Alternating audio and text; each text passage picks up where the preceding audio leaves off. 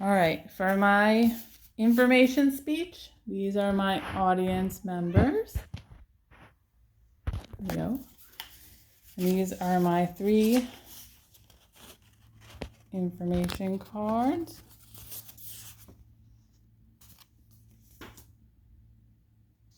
Okay.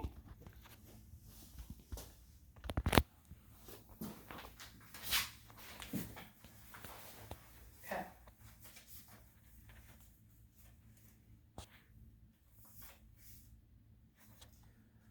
Don't you wish that there was an activity that's fun, healthy, and life-saving? Well, kickboxing's got you covered.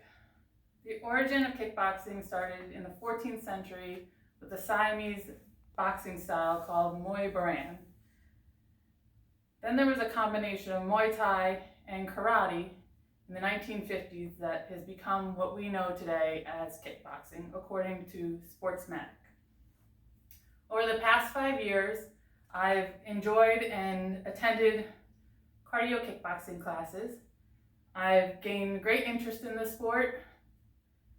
So kickboxing is used by a variety of people in combat sports, in fitness, and in self-defense.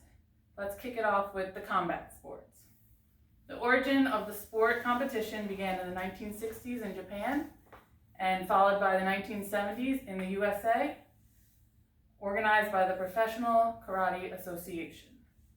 The original competitors had a background in karate, so they had to go through vigorous training to catch up on the boxing aspect of the sport.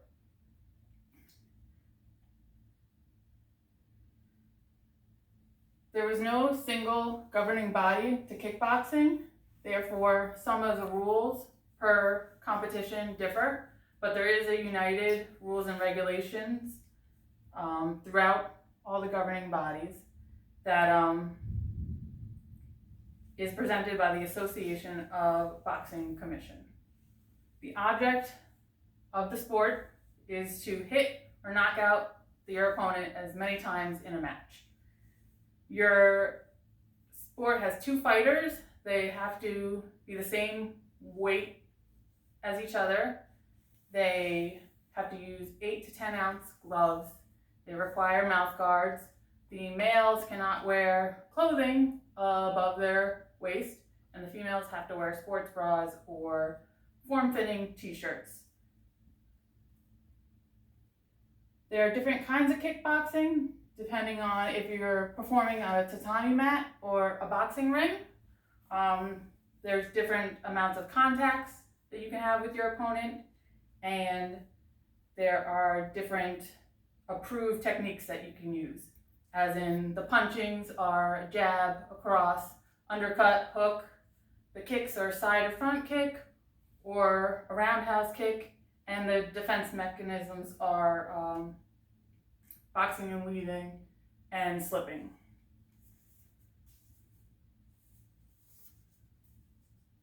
All right, we're going to move on to fitness.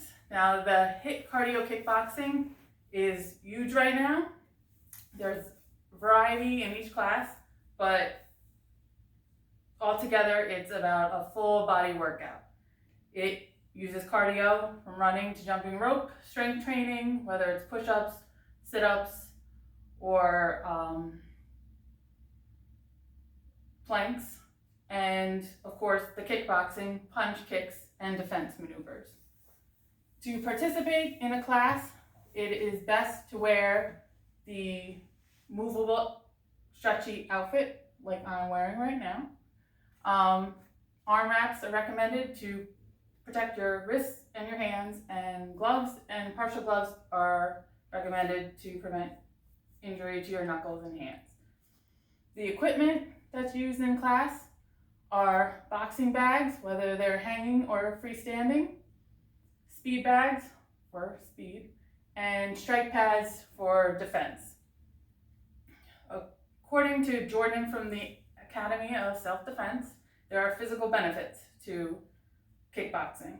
It burns tons of calories and tones your muscles. It's a whole body workout. The endurance is you gain endurance from all the cardio, which helps in future activities, future classes, and your balance gets better from all the practice of the combinations of techniques that are used. There are mental benefits as well. Your mental agility gets better. You have to react quickly to hits. There's aerobic and anaerobic aspects to your workout. You produce endorphins, which help reduce stress, anxiety, and depression. And your self-esteem is benefited because you get better every class you take. And aside from the other physical benefits, your productivity and your self-discipline increase. So we're going to shift gears to self-defense now. Benefits are pointed out by Kostov from the Sweet Science of Fighting. There's the strength and endurance benefits, which are good for any activity. Your self-awareness, you're taught to cover your head anytime you're not fighting or punching to protect yourself. The techniques that are best used are kicks to create distance from your opponent, hook or uppercut to maybe surprise your opponent, and of course to just defend hits and possibly get away. To be fair, kickboxing doesn't teach you everything about self-defense.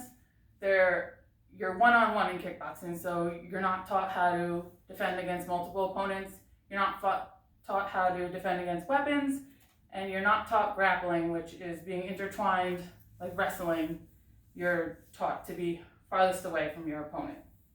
So to wrap up, there are many techniques and physical and mental benefits: strength and balance, agility, peace of mind, whether it's competing in a sport, doing a fitness class at the gym, or doing a self-defense class involving kickboxing techniques. So I'd like to share a short video to show these techniques in use.